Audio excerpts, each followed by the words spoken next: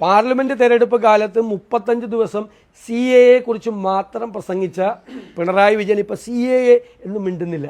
അന്ന് ന്യൂനപക്ഷ പ്രീണനമായിരുന്നു. ഇപ്പോൾ ന്യൂനപക്ഷത്തിൻ്റെ വോട്ടും കിട്ടിയില്ല, ഭൂരിപക്ഷത്തിൻ്റെ വോട്ടും ഒഴുകിപ്പോയെന്ന് കണ്ടു കഴിഞ്ഞപ്പോൾ തെരഞ്ഞെടുപ്പ് കഴിഞ്ഞപ്പോൾ ഭൂരിപക്ഷ പ്രീണനമാണ്. ഇപ്പോൾ സംഘപരിവാറിനെ സന്തോഷിപ്പിക്കൽ, സംഘപരിവാറിനെ സുഖിപ്പിക്കൽ, ഇതെല്ലാം ഇപ്പോൾ നടത്തിക്കൊണ്ടിരിക്കുന്നത്. അതിൻ്റെ ഭാഗമാണ്. മുസ്ലിം ലീഗ് ജനാധിപത്യ പാർട്ടിയാണ്, മുസ്ലിം ലീഗ് ഭയങ്കര സംഭവമാണ്, ഇടതുമുന്നണിയിലേക്ക് വന്നാൽ സ്വാഗതം ചെയ്യുന്നു, ഇതേ നാവുകൊണ്ട് തന്നെയല്ലേ പറഞ്ഞത്. ഇപ്പോൾ പാണക്കാട് തങ്ങൾ മോശക്കാരനായി. കാരണം പാണക്കാട് തങ്ങൾ പറഞ്ഞു മുസ്ലിം ലീഗ് UDF ഇട്ടു പോകുമെന്നും വാർത്ത പ്രചരിപ്പിച്ചു CPM.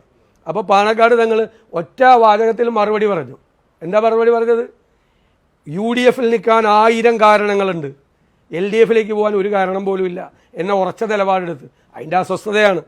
അപ്പോൾ പാണക്കാട് തങ്ങളെ കുറിച്ച് മോശമായിട്ട് പറഞ്ഞാൽ ഭൂരിപക്ഷത്തെയും അതുപോലെ സംഘപരിവാർ ശക്തികളെയും സന്തോഷിപ്പിക്കാം എന്നാണ്. അതിനല്ലേ ഈ മുഖ്യമന്ത്രി ഡൽഹിയിൽ പോയിട്ട് PR ഏജൻസിയെ കൊണ്ട് വാർത്താ സമ്മേളനം നടത്തിച്ചതും നോർത്ത് ഇന്ത്യയിൽ ഇലക്ഷൻ നടക്കുന്നതിൻ്റെ 3 ദിവസം മുമ്പ് ഹിന്ദുവിൽ അഭിമുഖം കൊടുത്ത് കേരളത്തിനെക്കുറിച്ച് വളരെ മോശമായി പറഞ്ഞതും.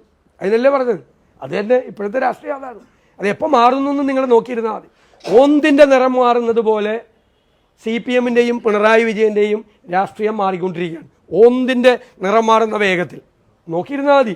നാളെ എന്തായിരിക്കും പറയാൻ പോകണമെന്ന് അറിയില്ല. മാറി മാറി പ്രീണനമാണ്. വേറെ ആരുമില്ലാത്ത സ്ഥിതിയിലായ പാർട്ടി.